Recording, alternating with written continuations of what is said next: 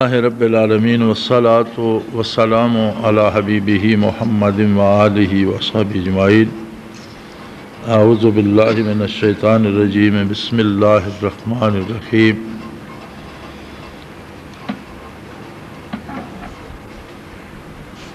والذی ارسل رسولہ بالہدی ودین الحق لیظہرہ علی الدین کلہ وکفی باللہ شہیدا۔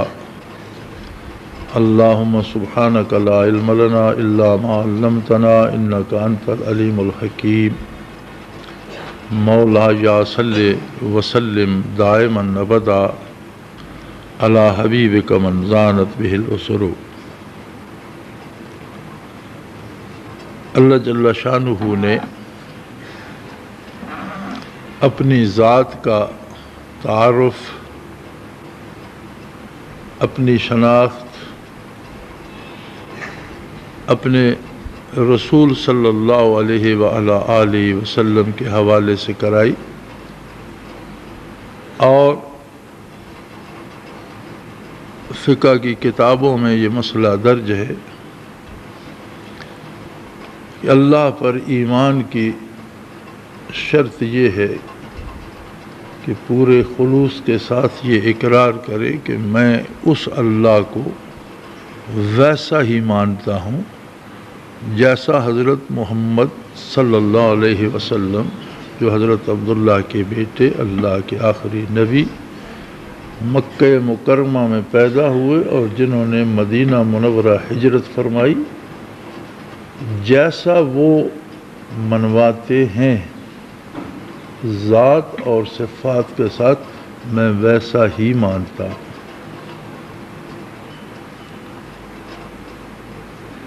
ایک آخری طاقت جو سب پر غالب ہے، یہ ماننا انسانی عقل کی مجبوری ہے۔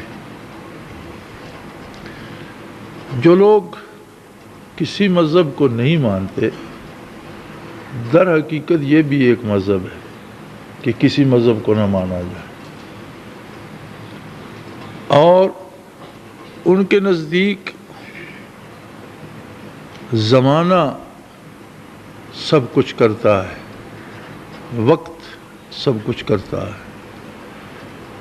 اور جوں جوں وقت گزرتا ہے، جوں جوں زمانہ بدلتا ہے، چیزیں تبدیل ہوتی رہتی ہیں۔ اب آج کئی دن سے مغربی محققین اس بات کی تفصیلات بیان کر رہے ہیں کہ آدمی کس طرح بندر سے انسان کیسے بنا۔ اب اس پہ وہ زور لگا رہے ہیں کہ زمانے نے، وقت نے اس میں تبدیلیاں پیدا کیں، اور یہ ہڈی فلاں زمانے کی ہے، اس وقت یہ بندر تھا، پھر یہ ہڈی فلاں زمانے کی ہے۔ کوئی بے شمار کھوپڑیاں اکٹھی کر رکھی ہوتی ہیں، کوئی ہڈیاں، تو وہ آہستہ آہستہ آہستہ آہستہ موجودہ دور کے انسان کے قریب ہوتا جا رہا۔ اسی لیے انہیں دہر یہ کہا جاتا ہے کہ یہ دہر کو، زمانے کو سب کچھ مانتے ہیں۔ لیکن سوچنے کی بات یہ ہے کہ ایک طاقت کو ماننا کہ وہ آخری طاقت ہے اور سب کرتی ہے، ان کی بھی مجبوری ہے۔ اسی طرح ہندوؤں کے بہت سے فرقے ہیں اور بہت سے بے شمار بتوں کو دیوی دیوتاؤں کے نام سے مانتے ہیں، لیکن تمام دیویوں کو، دیوتاؤں کو کچھ نہ کچھ اختیار دیتے چلے آتے ہیں۔ پھر آخر انہیں بھی ایک ماننا پڑتا ہے کہ ایک مہادیو ہے، سب سے بڑا دیوتا ہے، کہ سارے اس کے بھی تابع۔ یعنی عقل انسانی کی یہ مجبوری ہے کہ آخر اسے ایک ایسی طاقت ماننا پڑتی ہے جو سب پر غالب ہے۔ تخلیق کے اعتبار سے چلیں تو جی اسے اس نے بنایا، اسے کس نے بنایا، اس نے بنایا، اسے کس نے بنایا، آپ چلتے رہیں تو اس میں جب تک ایک آخری طاقت نہ مان لیں کہ وہ اپنی ذات سے قائم ہے، اسے کسی نے نہیں بنایا، تب تک تسلسل ختم نہیں ہوتا۔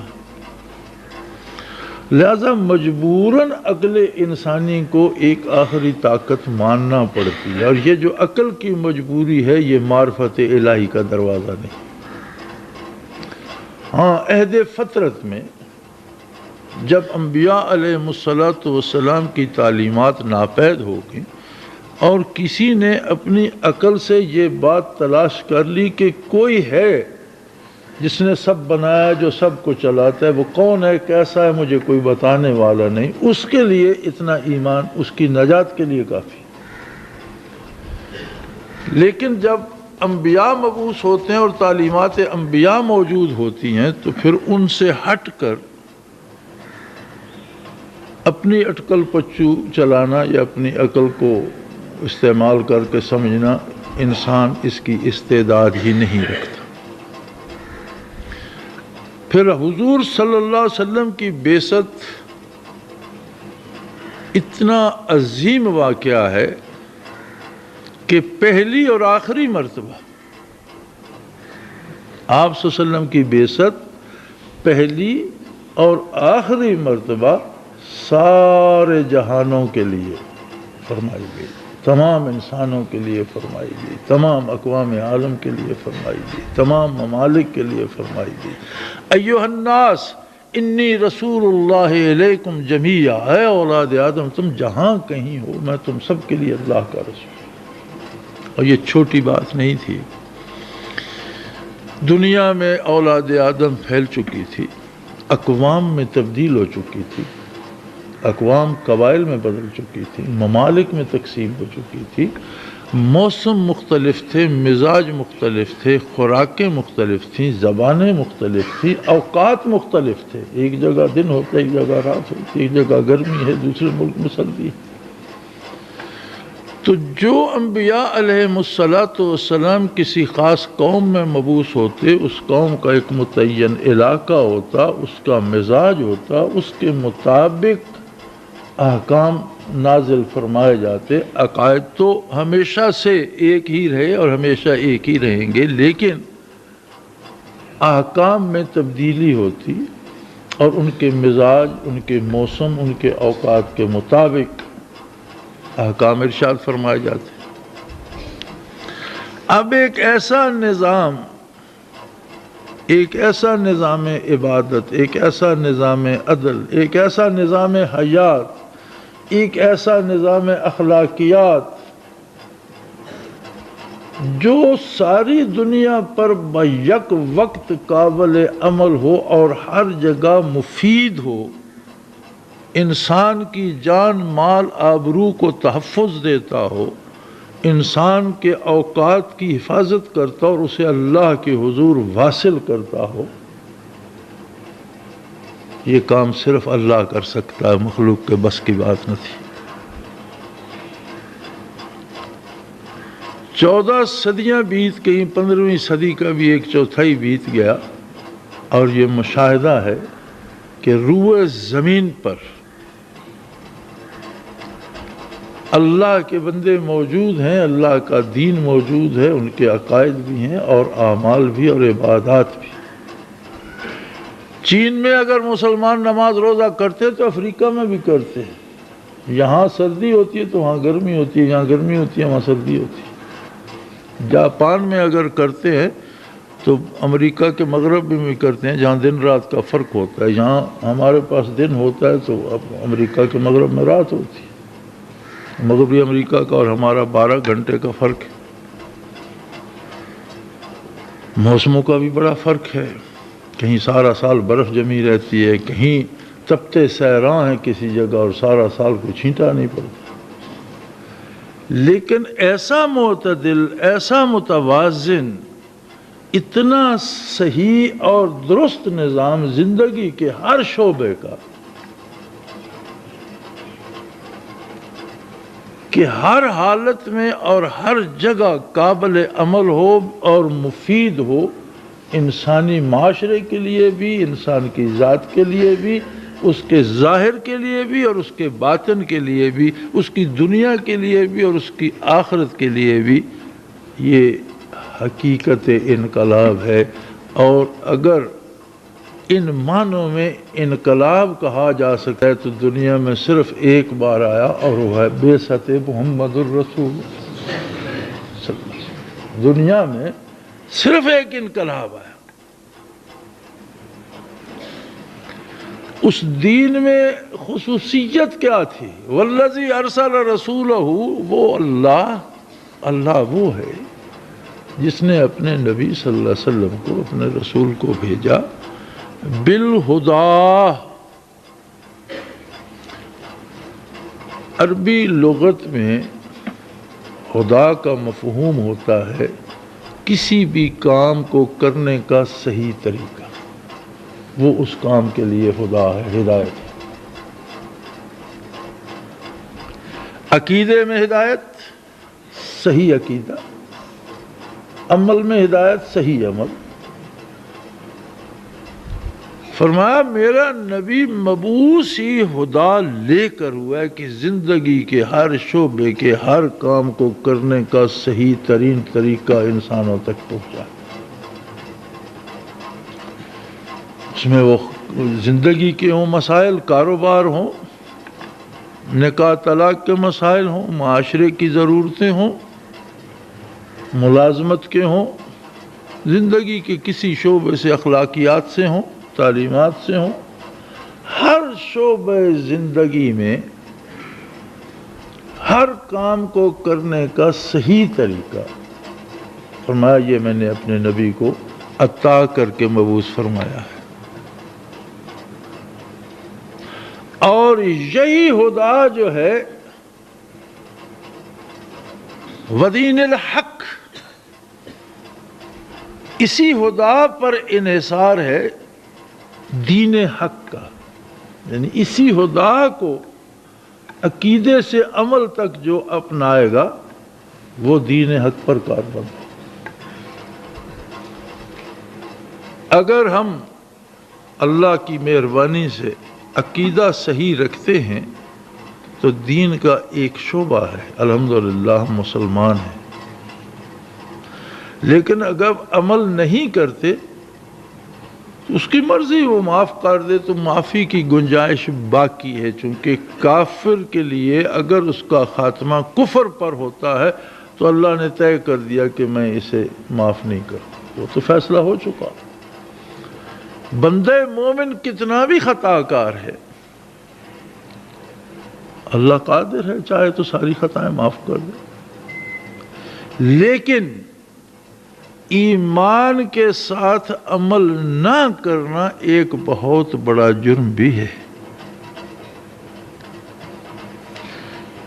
عمل نہ کرنا ایمان کی ایک حد تک نفی کر دیتا ہے، چونکہ عمل گواہ ہے۔ اور اکثر ائمہ کرام نے، ائمہ فقہ نے بھی، ائمہ حدیث نے بھی، ائمہ تفسیر نے بھی اس بات کا اقرار فرمایا ہے کہ ایمان عمل ہی کا نام ہے۔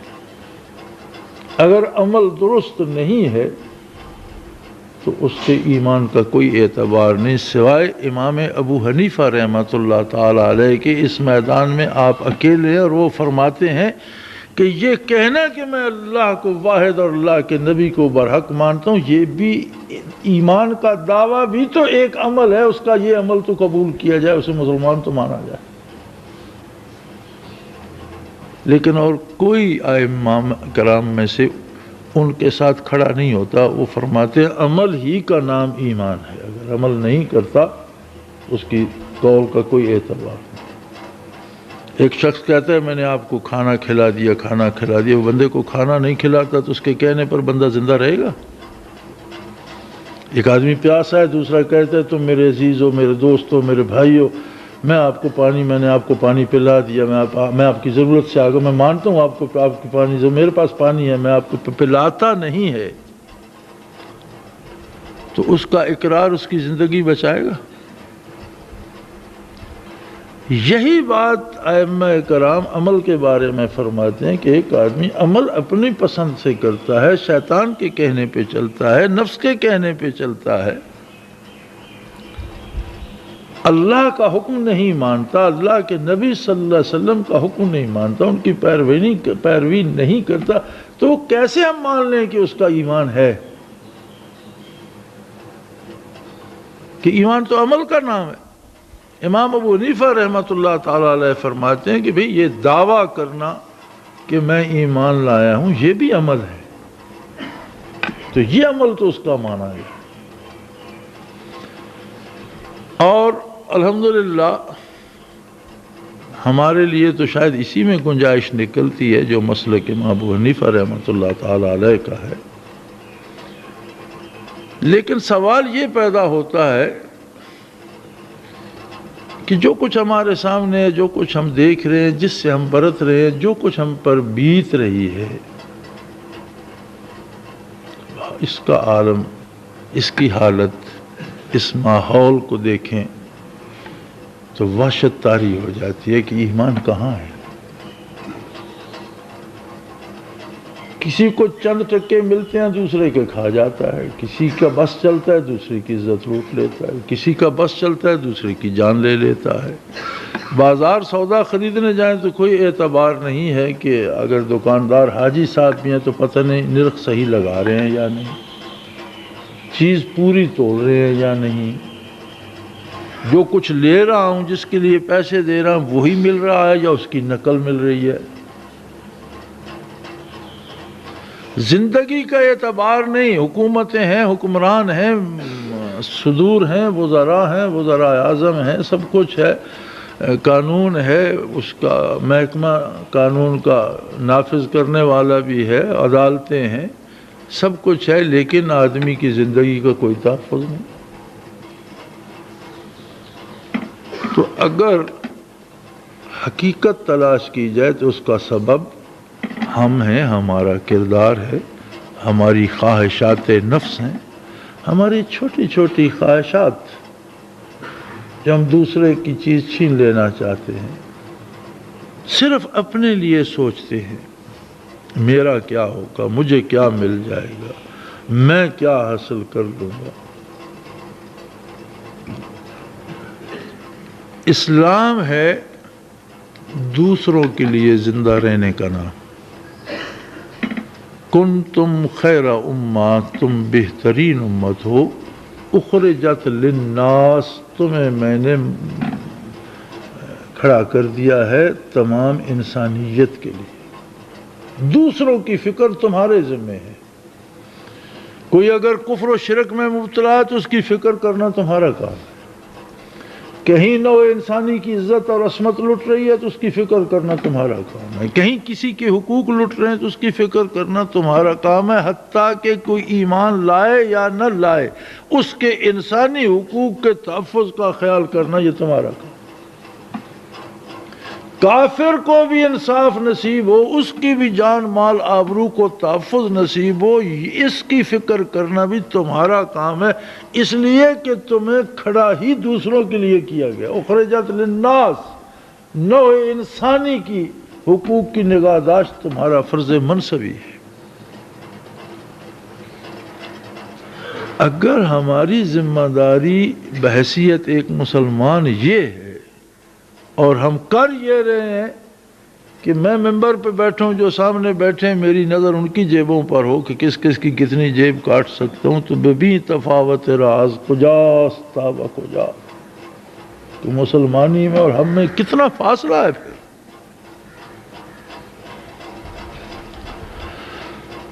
پھر ہر بندہ یہ کہتا ہے کہ فلاں صحیح نہیں ہے. فلاں کی بات بعد میں آئے گی، پہلے اپنی فکر تو کرو. اگر ایک بندہ اللہ مجھے توبہ دیتا ہے، کی توفیق دیتا ہے، اور میں اپنے کردار میں سچی پرخلوص توبہ کر کے زیادتی سے رک جاتا ہوں، تو شاید میری ایک کی توبہ ہزاروں آدمیوں کو دنیاوی تباہی سے بچانے کا سبب تو بن جائے. اگر ہم یہ سوچیں تو میرا خیال ہے سب سے زیادہ ضروری اور اہم کام یہ ہے کہ اپنی ذاتی اصلاح کی جائے. اب اصلاح کیسے ہو، اس کے لیے دو شرائط ہیں. جاننا بھی شرط ہے اور اس پر عمل کرنا بھی شرط ہے. جو جانتا ہی نہیں عمل کیا کرے، اور جانتا ہے عمل نہیں کرتا تو نتیجہ کیا آئے گا. ایک آدمی کو کھانا پکانا آتا ہے لیکن اٹھ کر پکاتا نہیں، پیٹ کیسے بھرے گا؟ آتا ہی نہیں تو پکائے گا کیا خواہ. جاننا بھی ضروری ہے. جس طرح آپ نے یہ دیکھا کہ یہ بزرگ سفید ریش جھکی ہوئی کمروں والے بھی 8 روزہ کورس کر رہے ہیں. ضروری ہے جاننا. اگر یہ نہیں جانتے تھے، انہوں نے جو جانا، اللہ کریم انہیں عمل کی توفیق دے، بہت ضروری ہے. اسی لیے یہ کوشش کی جاتی ہے کہ ضروریات دین بچے سے لے کر بوڑھے ہر ایک کو بتائی جائیں، سکھائی جائیں، یاد کرائیں. یہ ضروری ہے. لیکن جاننے کے بعد پہلے تو جاننا بھی ایک مشکل مرحلہ ہے، اتنا آسان نہیں. لیکن اگر اللہ کریم علم دے دیں تو توفیق عمل اس سے آگے بہت بڑا مرحلہ ہے کہ جو کچھ جانا ہے، جو کچھ پڑھا ہے، اس پر دل کی گہرائی سے یقین بھی ہو. ہمیں یقین ہے کہ سانپ زہریلا جانور ہے، کتنا بچتے ہیں اس سے، بھاگ جاتے ہیں یا اسے مار دیتے ہیں. تو گناہ کو اگر سانپ سمجھا جائے تو اسے کیوں پالتے ہیں؟ وہ مادی جسم کو ڈستا ہے اور اس کی حیات کے انقطاع کا سبب بنتا ہے، اور گناہ روح کو ڈستا ہے اور اس کی حیات کے انقطاع کا سبب بنتا ہے. روح کی موت ہوتی ہے اللہ سے محرومی، وصال الہی سے محرومی، ایمان سے محرومی. یہ روح کی موت ہے.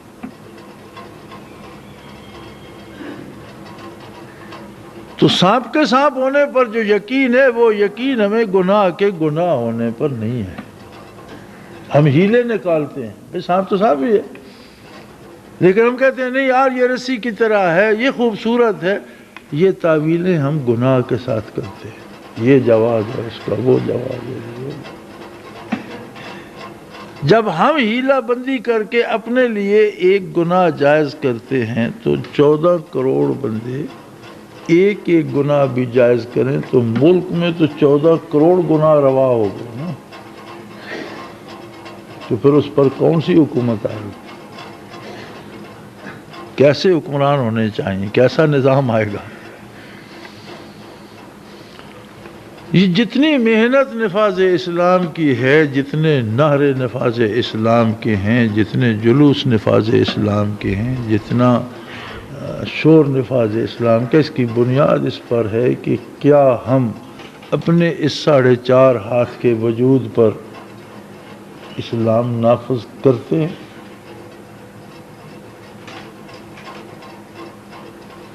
اگر نہیں کرتے تو اتنے بڑے خطے زمین پر ہمارے شور کرنے سے کیسے نافذ؟ لیکن ایک بات یاد رہے، حالات دیکھیں تو نظر یوں آتا ہے جیسے اسلام تو بس اب آخری ہچکی پر ہے اور یہ تو ختم ہو جائے گا. فرمایا نہیں، لوگ ختم ہوں گے، قومیں ختم ہوں گی، اسلام ختم نہیں ہوگا بلکہ اسلام غالب ہو کر رہے گا. لِيُظْهِرَهُ عَلَى الدِّينِ كُلِّهِ. بعثت علی کی جو 3 خصوصیات فرمائی، ایک خدا، ہر کام کے کرنے کا صحیح طریقہ، دین الحق، صحیح نظریات، صحیح عقائد، صحیح عبادات. اور فرمایا اسلام تو میں نے اپنے نبی کو دین حق اور خدا کے ساتھ مبعوثی اس لیے کیا ہے لِيُظْهِرَهُ عَلَى الدِّينِ كُلِّهِ. جتنی طرح کے مذاہب عالم میں ہوں وہ سب پر غالب ہے.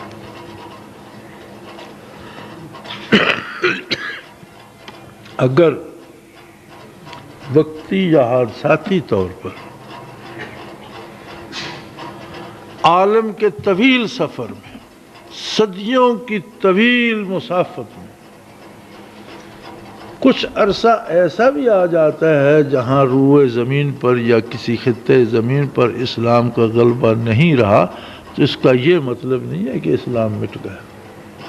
اسلام کے پاس پھر بھی بے شمار چھوٹے چھوٹے خطے ہیں جن پر وہ قابض ہے پورے تسلط سے، اور وہ ہیں انسانی وجود، وہ ہیں مسلمانوں کے قلوب اور ان کے سینے.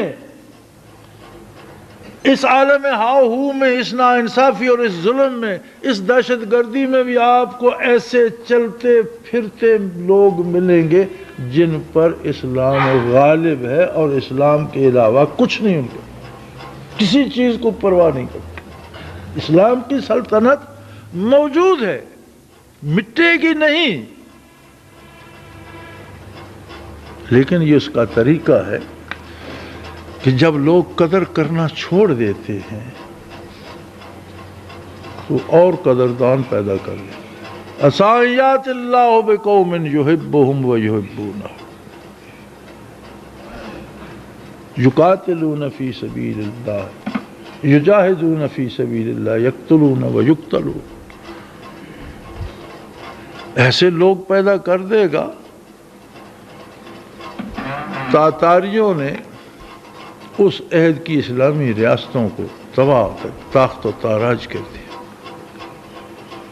اہل یورپ نے یورپ میں مسلمانوں کے تختے الٹ دیے، حکومتیں تباہ کر دی۔ ہسپانیہ سے، اندلس سے مسلمانوں کو یا قتل کر دیا یا عیسائی بنا لیا یا نکال دیا۔ 700 سال کی حکمرانی کے بعد پورے ہسپانیہ میں ایک مسلمان نہ رہا۔ مساجد کھڑی ہیں، محلات کھڑے ہیں، حکومت کے آثار موجود ہیں، لیکن مسلمان نہیں۔ اور بڑا خوش ہو رہا تھا کفر، وہ ایسا قادر ہے، اس نے تاتاریوں کو کلمہ پڑھا دیا، اور وہ ادھر سے مغربی یورپ سے مسلمانوں کو نکال رہے تھے، اور مشرق سے یورپ میں اسلام کا جھنڈا لیے تاتاری داخل ہو رہے۔ اور علامہ مرحوم نے کہا پاسباں مل گئے کعبے کو صنم خانے سے، کہ بت خانے سے اٹھا کے انہیں بیت اللہ کا محافظ بنا دیا۔ اسلام رہے گا، مٹنا اسی کا مقدر ہے جو خود کو اسلام سے الگ کر لے گا۔ مٹے گا وہی، تباہی اسی کا مقدر ہے، خسارہ اسی کو ہوگا جو خود کو اسلام سے الگ کر لے۔ اسلام نہ صرف رہے گا بلکہ اسلام غالب رہے گا۔ لِيُظْهِرَهُ عَلَى الدِّينِ كُلِّهِ، تمام مذاہب عالم پر غلبہ اسلام کا ہوگا۔ کیسے ہوگا؟ کون کر سکتا ہے؟ فرمایا کفا باللہ شہیدا، اس کا گواہ میں اللہ کافی ہوں، ہر چیز پہ قادر ہوں۔ ظلم پھر ظلم ہے، بڑھتا ہے تو مٹ جاتا ہے۔ خون پھر خون ہے، بہتا ہے تو جم جاتا ہے۔ کب تک بہے گا؟ آخر جم کر ایک دیوار بن جائے گا۔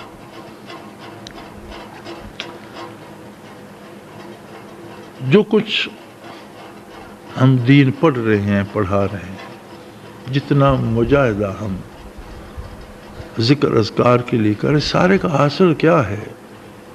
یہ کہ ہمارے دل میں بھی وہی خلوص پیدا ہو جائے ایمان کے ساتھ، جو ہمارے وجود کو اتباع رسالت پہ مجبور کر دے۔ دل میں وہ درد آ جائے، دل میں وہ بات آ جائے۔ اللہ ہمیں توفیق دے، ہم بیدار ہوں۔ چھوڑ دو اس بات کو کہ میرے ایک سے کیا ہوگا۔ میرے ایک سے نہیں، ساری دنیا بھی لگ جائے تو کچھ نہیں ہوتا جب تک وہ نہ جائے۔ کرنا اس نے ہے، وہ قادر ہے، ہمیں تو ان کرنے والوں میں اپنا شمار کرنا ہے۔ وہ جیسے ایک افسانہ بیان کرتے ہیں، اور بڑی اچھی مثال جس کسی نے بھی دی، بہت اچھی مثال دی، کہ حضرت یوسف علیہ نبینا علیہ السلام کا جب نیلام ہونے کا وقت آیا، بازار میں بولی لگائیں گے، بہت خوبصورت غلام ہے، بیچیں گے، تو جہاں بڑے بڑے عمراء اور اراکین سلطنت بولی لگانے کی تیاری کر رہے تھے، وہاں کوئی بڑھیا ایک سوت کی اٹی لیے بھی جا رہی تھی۔ کسی نے پوچھا بھی کہاں چلی ہو؟ اس نے کہا سنا کوئی غلام آیا ہے بازار میں، بکے گا، بہت خوبصورت ہے، بہت قیمتی ہے، میں بھی جا رہی ہوں بولی لگاؤں، تمہارے پاس ہے کہ؟ اس نے کہا یہ اٹی تو ہے۔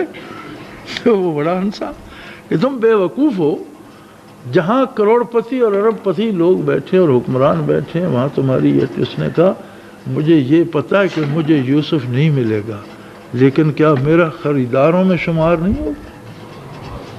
جب فہرست بنے گی کہ کون کون یوسف کا خریدار تھا، اس میں میرا نام تو ہوگا سب سے نیچے سے ہی۔ دیکھنا یہ نہیں کہ ہمارے پاس کیا بلا ہے کہ ہم دنیا بدل دیں، ہمارے پاس 28 سے ہی، لیکن ہمیں یوسف کے خریداروں میں تو شامل ہو۔ اللہ نے ہمیں ایمان دیا ہے، اپنے نبی صلی اللہ علیہ وسلم کے ساتھ نسبت دی ہے، تو ہمیں دل میں درد پیدا کر کے یہ یقین تو پیدا کرنا چاہیے کہ اللہ میں بھی تیرے ان بندوں میں ہوں جو تیرے دین کے لیے اپنی جان لٹا دیں گے اور احیاء دین کے لیے سربکف ہیں۔ اب ہوگا یقیناً یہ ہوگا کہ اسلام غالب ہوگا، اس لیے کہ اللہ نے فرما دیا، اس لیے کہ نبی صلی اللہ علیہ وسلم نے خبر دی۔ اب اس میں وقت کتنا لگے گا؟ ہمارے پاس تو گنتی کے دن ہیں، اور اس کے لیے زمانہ اس کی ادنا سی مخلوق ہے، یہ لیل و نہار اس کی ادنا سی مخلوق ہے۔ ہمارے اندازے اور اس کے قدرت کاملہ ہم اس کا نہیں سمجھ نہیں سکتے کیا ہوگا۔ ہمارے لیے تو یہ ایک ایک دن سال سال کا ہے، اور اس کی بارگاہ میں 1000 سال بھی ایک دن سے کم حیثیت رکھتے ہیں۔ ان یوما عند ربک کالف سنۃ مما تعدون، اس کے نزدیک ایک دن تمہارے 1000 برس گزر جاتے ہیں۔ تو اگر ہمارے سامنے یا ہماری اس چھوٹی سی زندگی میں کچھ ایسی بات آ گئی کہ آپ کو اسلام یا اہل اسلام کمزور نظر آتے ہیں، تو اس میں کوئی گھبرانے کی بات نہیں۔ غلبہ اسلام کا مقدر ہے، اور کامیاب ہے وہ جو اپنے کو مسلمان کہتا ہے اور دل کے ساتھ، دل کی گہرائی کے ساتھ غلبہ اسلام کے لیے کوشاں ہوگا۔ اس کا جہاد شروع ہو جاتا ہے اپنی ذات سے، اپنے آپ پر اسلام نافذ کرے، اپنے ارادوں پر اسلام کی بندش لگا دے، اپنی سوچوں پر اسلام کا پہرا بٹھا دے، اپنے کردار پر اسلام کو غالب کر دے۔ اللہ ہماری ان کوششوں کو قبول فرمائے۔ آپ حضرات بھی اس سے سمجھ کر کیجئے، اس بات کو سمجھیے، اس فلسفے کو سمجھ کر اس پر محنت کیجئے، اور یقین رکھیے اللہ کا دین غالب رہے گا، ہمیشہ سے ہے اور ہمیشہ رہے گا۔ کفر کا مقدر ہے مٹنا، جاء الحق وزہق الباطل ان الباطل کان زہوقا، کفر کا مقدر ہی مٹنا ہے، وہ اٹھتا ہی مٹنے کے لیے ہے، اور اسلام اٹھا ہے غلبے کے لیے۔ اور جب تک سورج آ جا رہا ہے زمین پر اللہ کا نام بھی رہے گا، اس کے ماننے والے، اس کو دل میں بسانے والے بھی رہیں گے۔ آقا نامدار صلی اللہ علیہ وسلم سے پوچھا گیا کہ یا رسول اللہ قیامت کب ہوگی؟ آپ صلی اللہ علیہ وسلم نے فرمایا حتی لا یقال اللہ اللہ، جس دن کوئی اللہ اللہ کرنے والا نہ رہا، اللہ اللہ کہنے والا نہ رہا، اس دن قیامت آ جائے۔ تو مطلب ہے قیامت تک دل اللہ کے نام پر دھڑکتے رہیں گے۔ یہ اس کا احسان ہے کہ مجھے آپ کو اس کی توفیق دے دے، ہمیں ان لوگوں میں شامل کر دے جو اللہ کا نام لیتے ہیں، ہمیں ان لوگوں میں شامل کر دے جو اطاعت پیغمبر کی طلب صادق رکھتے ہیں، ہمیں ان لوگوں میں شامل کر دے جو اصلاح احوال کے لیے کوشاں ہیں 1000 کوتاہیوں لغزشوں کے باوجود۔ اللہ کریم ہماری گناہوں اور لغزشوں سے درگزر فرما کر توفیق عمل عطا فرمائے، عامت المسلمین کو غلبہ اسلام کا درد عطا کرے، شہداء کے درجات بلند فرمائے، اور مجاہدین کو ہمیشہ ہمیشہ اپنی طاقت، اپنی قوت، اپنی تائید سے نوازتا رہے، کفر کو خائب و خاسر کرے کہ یہ اس کا مقدر ہے۔ وآخر دعوانا ان الحمدللہ رب العالمین۔